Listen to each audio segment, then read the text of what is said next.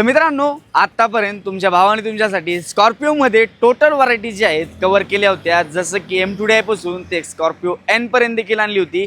आपल्याकडे इनोव्हाची फक्त Scorpio classic बाकी होती आणि प्रेक्षक मित्रांचं जर पाहिलं तर भरपूर डिमांड होती की क्लासिकमध्ये आपल्याला गाडी घ्यायची। तर आज मित्रांनो, तुमचा भाऊ तुमच्यासाठी स्कॉर्पिओ क्लासिक एस आणलेली, ती देखील MH21 जालना पासिंग लोकल नंबरमध्ये गाडी असणार आहे।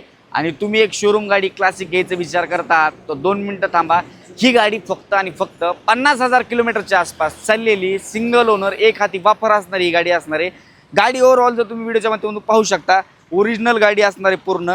गाडीला जर पाहिलं तुम्ही फ्रंट साईडनी जी आहे स्कॉर्पिओ क्लासिकला ब्लॅक येतं, ह्याला जर पाहिलं तुम्ही ब्लॅक देखील ठेवू शकता आणि व्हाईट देखील करू शकता।